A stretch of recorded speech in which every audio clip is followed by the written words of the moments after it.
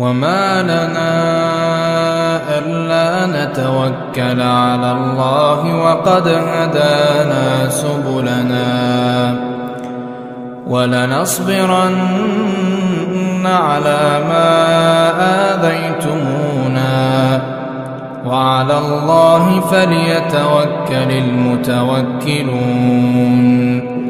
Dan semuanya sunnah, dan semuanya adalah sunnah, gitu loh. Masing-masing dari ini adalah sunnah. Nah, kemudian ada waktu berapa? 4 menit lagi. Apa bacaan yang disunnahkan dibaca di dalam sholat witir?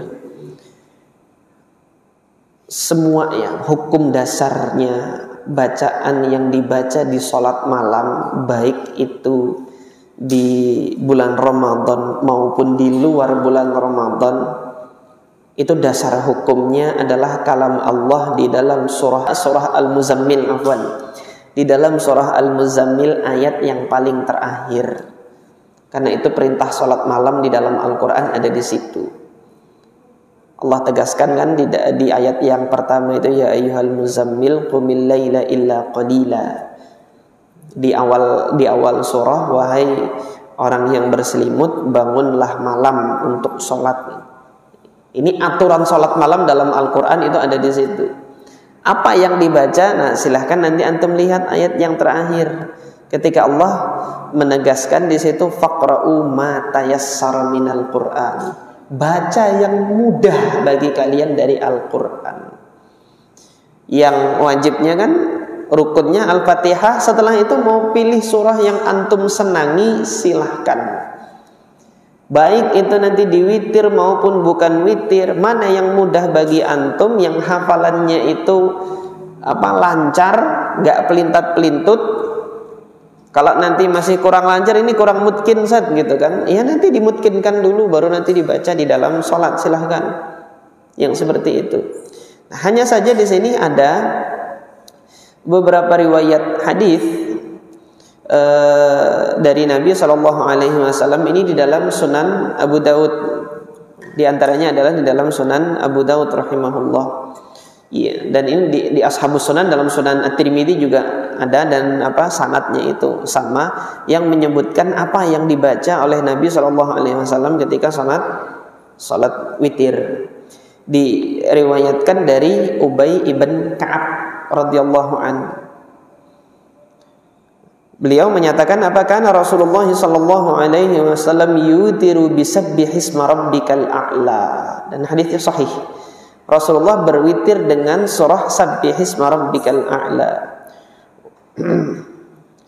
Wa qul lil ladzina kafaru, kemudian di surah Ali Imran itu kalam Allah azza wa jalla, qul lil ladzina kafaru satughlabuna wa tuhsyarun. Kemudian juga dengan kalam Allah azza wa jalla di surah Al-Ikhlas, yaitu qul huwallahu ahad.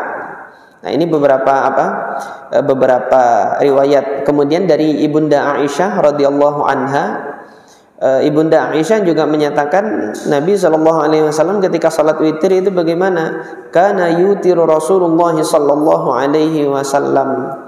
Fadzakara ma'nahu, sama seperti hadis yang sebelumnya.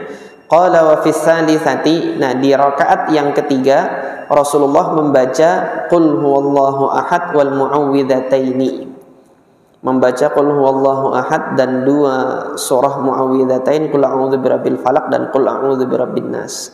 Nah, ini mungkin yang pernah ditanyakan oleh sebagian kaum muslimin, itu ada dalilnya enggak? Salatnya kok witir itu yang rakaat ketiga qul huwallahu ahad terus al-falaq terus an-nas. Dalilnya mana? Diriwayatkan Imam Abu Daud di dalam sunannya. Wasakata Abu Daud, dan Imam Abu Daud diam di dalam hadis ini, dan yang demikian ini menunjukkan bahwasanya hadis ini layak untuk diamalkan. Kalau dikatakan gak boleh itu diamalkan gitu kan, misalnya ada yang mendhaifkan hadis, tidak tahu dhaifnya di mana. Dalam hal ini Al-Imam Abu Daud meriwayatkan dengan sanad yang kuat untuk praktek ini di rakaat terakhir membaca Al-Ikhlas, Al-Falaq dengan An-Nas. Nah, kemudian kalau ada yang mengkritisi praktek yang seperti ini, ada keputusan bolehnya itu dari Nabi SAW dalam hadis yang muttafaq alaih. Ketika salah seorang sahabat itu kan datang kepada Nabi datang kepada Nabi menyatakan, wahai Rasulullah, beliau ini mengimami kami, setiap selesai baca Quran beliau membuka lagi surah Al-Ikhlas. Jadi di dalam satu rakaatnya itu selalu baca Qul huwallahu ahad. Dalam satu rakaat ada 2 surah dibacanya. Tanyakan kepada dia kenapa dia melakukan itu. Nah, kata sahabat tersebut ditanyakan, kemudian sahabat itu mengatakan, wa fihi ismullah, di dalamnya ada nama Allah, wa ana uhibbu an aqra'aha, saya senang untuk membacanya karena di dalamnya ada nama Allah di situ. Maka kata Nabi, akhbirhu annallaha yuhibbuh, kabarkan pula bahwasanya Allah mencintai dia juga gitu loh, karena dia mencintai untuk membaca itu. Nah, hadis muttafaq alaih. Ini contoh di dalam satu rakaat ada 2 surah yang dibaca. Dan Rasulullah sendiri juga mempraktekkan di salat malamnya. Di hadis Hudzaifah ibn al-Yaman, Rasulullah membaca Al-Baqarah selesai, kemudian faftataha bin Nisa, Rasulullah memulai surah An-Nisa, selesai surah An-Nisa faftataha bi Ali Imran, baru Rasulullah memulai surah Ali Imran sampai selesai, baru Rasulullah ruku. 3 surah panjang ini dibaca sama Rasulullah di dalam satu rakaat, baru beliau ruku gitu kan.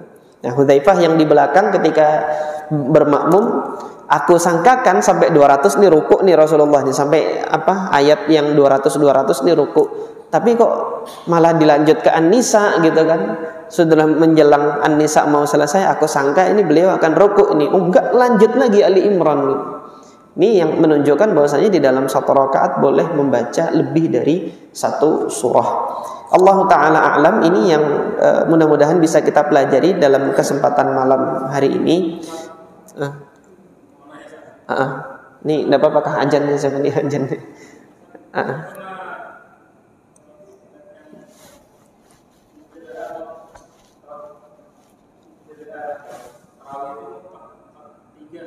Ya,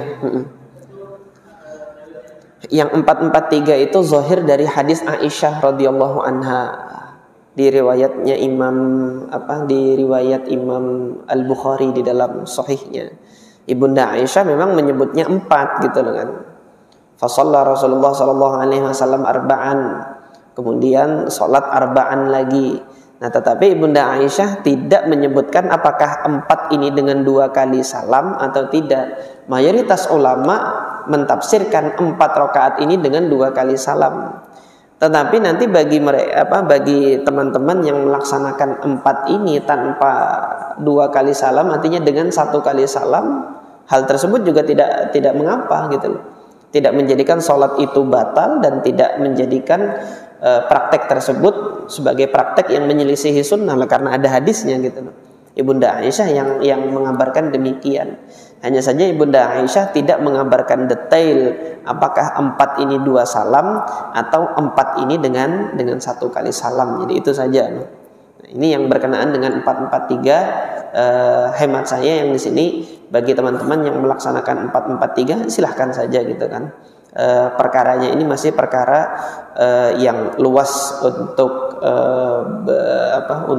berijtihad di sini. Allah Ta'ala alam. Satu lagi.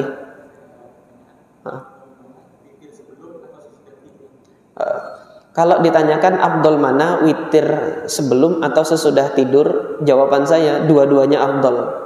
Kenapa kok dua-duanya afdol? Ini tergantung pada kondisi orangnya, mana yang mudah. Kalau yang mudahnya itu sebelum tidur, maka itu yang afdol. Oleh karena itu ini yang diwasiatkan dahulu kepada Abu Hurairah radhiyallahu taala anhu. Diwasiatkan kepada Abu Hurairah, wa naumin ala witrin, dia sebelum tidur witir, karena Rasulullah mengetahui itu yang mudah bagi Abu Hurairah. Nah, bagi yang mudah, bagi kaum muslimin yang witirnya nanti di akhir malam, maka silahkan lakukan itu. Jadi dalam hal ini yang afdal itu yang paling mudah, karena Allah menginginkan hambanya itu melaksanakan ketaatan kepadanya itu dalam hal yang mudah. Allah berkalam, ma anzalna 'alaikal qur'ana litashqa, kami itu tidak turunkan kepada engkau wahai Muhammad Al-Qur'an itu untuk menjadikan kamu sulit gitu. Nah, dalam hari ini semua ruh semangat dalam ibadah itu mana yang paling mudah bagi antum, itu yang paling afdol. Jadi itu yang dan lagi kan harusnya azan. Minta maaf DKM azannya tertunda. Kita akhiri. Subhanakallahumma rabbana wa bihamdika asyhadu an la ilaha illa anta astaghfiruka wa atubu ilaik. Assalamualaikum warahmatullahi wabarakatuh.